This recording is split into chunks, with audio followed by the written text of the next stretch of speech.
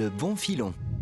Allez, c'est l'événement du jour et bien sûr pour 4 jours, les Francopholies de Spa, 30e anniversaire. On fait la fête évidemment. Johan Frédéric, vous avez repris la tête de ce festival il y a 2 ans maintenant je pense, puisque les cofondateurs de départ, c'était Charles Gardier, Jean Stephens, sont toujours là mais un petit peu en coulisses.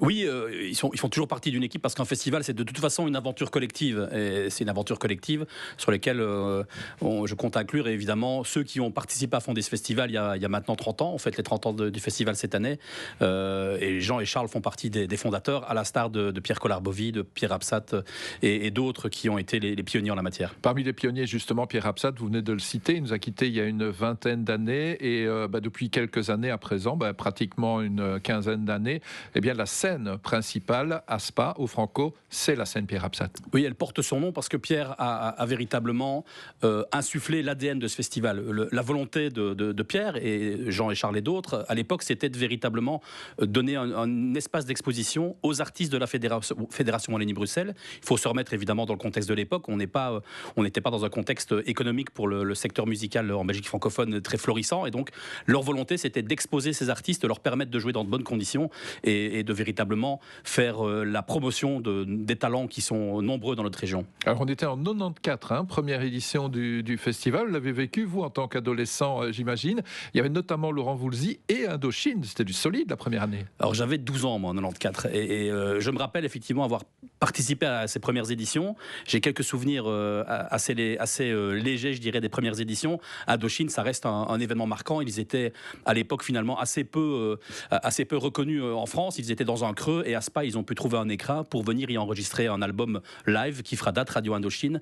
Et donc, ça fait partie, effectivement, des concerts mythiques qui ont accompagné le festival et qui continuent d'animer les souvenirs de nos festivaliers. Alors, 2 ans après, le premier sold out, Johnny Hallyday. Johnny Hallyday qui était déjà venu à Spa en 93, avant la première édition, d'une forme d'édition zéro. Il était venu à Spa avec sa production habituelle qui tournait en France, en oubliant un petit détail, c'est-à-dire un toit sur la Seine. Et Spa est une ville d'eau. On vit à bel été d'ailleurs, il s'est largement amélioré depuis quelques jours, et il était venu donc à Spa sans sa scène, et donc sous des trompes d'eau, il avait finalement consenti pour des raisons de sécurité à ne jouer que 20 minutes. Et donc c'était un demi-échec, mais qui finalement donnera quand même malgré tout le goût aux organisateurs de 1993 de se dire tiens, on tient quand même quelque chose à Spa, on peut y faire venir des grandes vedettes. Et donc Johnny reviendra d'ailleurs effectivement en 96 pour donner cette fois un concert plein d'1h30 qui fera date également. Alors on est en 2024, ce jeudi soir d'ailleurs il y a Cabrel au programme, il y a Peggy aussi quasi au même moment, il y a un décalage d'1h15, donc il faut zapper entre les scènes. On a souhaité depuis l'année passée véritablement offrir des véritables collections de têtes d'affiche à nos festivaliers et de multiplier les grands rendez-vous chaque soir. C'est le cas cette année et dès ce soir avec Francis Cabrel, Christophe Maé et Peggy à l'affiche. Demain Bruel Obispo, ce week-end d'autres. Mais au-delà de ces têtes d'affiche qui forcément occupent l'espace médiatique et la visibilité sur notre programmation, on souhaite, comme depuis 94, toujours donner de la visibilité à d'autres artistes plus émergents, en particulier ceux de la Fédération Wallonie-Bruxelles, qui viennent véritablement forger l'expérience de ce festival, qui est à la fois un rendez-vous avec des grandes vedettes populaires, mais également l'occasion pour les festivaliers de découvrir des artistes dans le site payant, mais aussi sur la partie gratuite, puisqu'on a plus de 60 concerts gratuits à Spa. Oui, il y a la scène Pierre Absat, bien sûr, juste devant l'hôtel Van der Waal, qui a tout le parc de 7 heures avec la scène Proximus et d'autres scènes. Il y a des nouveautés cette année à ce niveau-là ? On a toujours la volonté de travailler l'accessibilité, le confort et la sécurité de notre public. On est dans une petite ville thermale authentique, dans un site magique. Et donc il y a des nouveautés en termes d'aménagement, notamment sur la scène de la Fontaine, plutôt orientée électro, et la scène de la Balloise, avec à la fois des découvertes et des artistes confirmés. Je pense à La Chamfort qui s'y produit ce soir. Donc la volonté des organisateurs, notre volonté, c'est de toujours améliorer l'accueil du public, que ce soit à l'intérieur du site payant, avec les aménagements de scène que je viens d'évoquer, mais aussi au niveau de la ville qui se transforme pendant 4 jours en véritable petite boîte à musique, avec l'Oreca qui joue le jeu, les terrasses qui s'animent, des bars en folie, une scène gratuite. On a vraiment là une offre complète qui, pendant 4 jours, va rythmer la vie des Spadois et des festivaliers. Les bars en folie, c'est un peu le grand retour, parce qu'il y avait eu une période où on avait un petit peu laissé tomber, mais franchement, c'est un magnifique plus pour le festival. Ça permet, dès midi, parfois, quand on vient prendre un verre en famille, sans forcément d'ailleurs avoir de tickets payants pour le festival d'avoir accès à des petits concerts de proximité, des artistes qui jouent le jeu. Et généralement, effectivement, c'est là que se passe beaucoup de choses. Et parfois, on me parle plus de souvenirs incroyables dans des bars en folie ou dans des concerts gratuits que ce qui se passe à l'intérieur du site. Cela dit, c'est évidemment un très bel équilibre entre ces offres qui se complètent. Les bars en folie, on peut retrouver des artistes du Québec notamment. Les Québécois ont toujours été les bienvenus à Spa. On a un festival qui rayonne sur la francophonie. On a 2 artistes cette année, Clay & Friends et Lumière. Et certains, souvent, jouent de facto le jeu.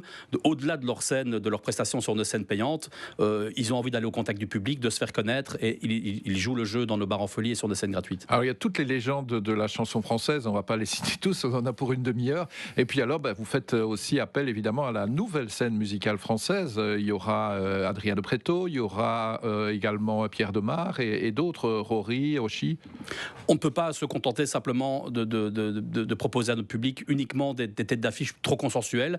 On a toujours eu cette volonté, je le disais, d'exposer d'autres courants, d'être la fête finalement de toutes les musiques et de toutes les couleurs de la chanson française. Et donc c'est donc le cas avec Eddie de Pretto. Eddie, excusez-moi, ça doit être son frère ou son cousin. Adrien de Pretto est peut-être un formidable artiste, mais effectivement, oui. Ce sera Eddie qu'on accueillera cette année. Et donc oui, ces artistes donnent aujourd'hui le ton de la scène francophone, qui est une scène absolument passionnante. Et donc on a la volonté à Spa de les accueillir et de leur offrir de belles expositions.